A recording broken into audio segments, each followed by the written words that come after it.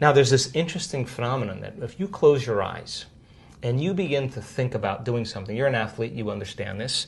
If you're a background in football and you are running a pattern or you are doing something, you would rehearse it in your mind. Yeah. Turns out that the act of mentally rehearsing something when you're truly present, your brain does not know the difference between what's going on out there and what's going on in here. In fact, your brain will begin to look like you've been doing it for the last 5 days and you've never run the course.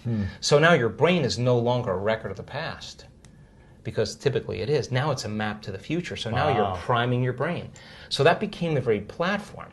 You know, experiments with piano players. You know, you take a group of people that never played the piano before, you divide them into two different categories. You take one group of people, you teach them one-handed scales and chords. You do a brain scan on them. They come and practice for 2 hours a day for 5 days. At the end of 5 days, if you rescan the brain, they grow new circuits on the opposite side of the brain. Nothing magical there. You learn something new. Learning's making new connections.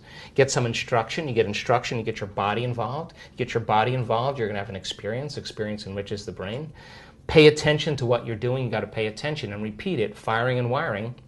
You're going to assemble new circuits. You can take the other group of people, have them come for 2 hours a day for 5 days, do a brain scan before, the brain scan after. Have them close their eyes and mentally rehearse playing those scales and chords.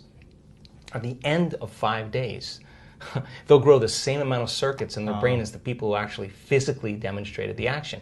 What does that mean? It means not only do they change their brain by thinking differently, but their brain looks like they've been playing the piano for 5 days. Now, set them in front of a piano. Never played the piano before. They'll play those scales and chords because their brain is wired to play it. So now, the act of rehearsing who they're going to be, what are the qualities, and beginning to get in this creative state, began to lay down the circuits of a new personality.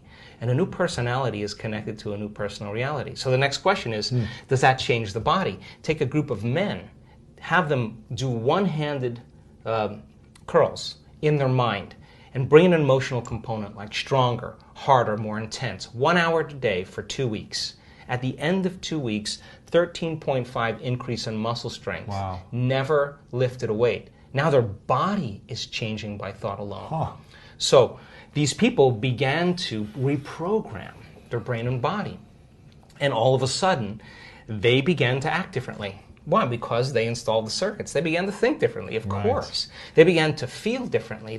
They were no longer feeling pain. They're actually liking themselves, right? So then if they're living by a different emotion, and they're feeling an elevated emotion before they're healing, before they were healed, they're not waiting for their healing to feel joy and gratitude. They're feeling gratitude and joy. Now their body's believing that it's healed because the body's feeling the emotion ahead of the experience. And if the environment signals the gene and the end product of an experience in the environment is emotion, you're signaling the gene ahead of the environment. And what do genes do? Genes make proteins. And what are proteins responsible? The structure and function of the body. Now you're literally becoming somebody else.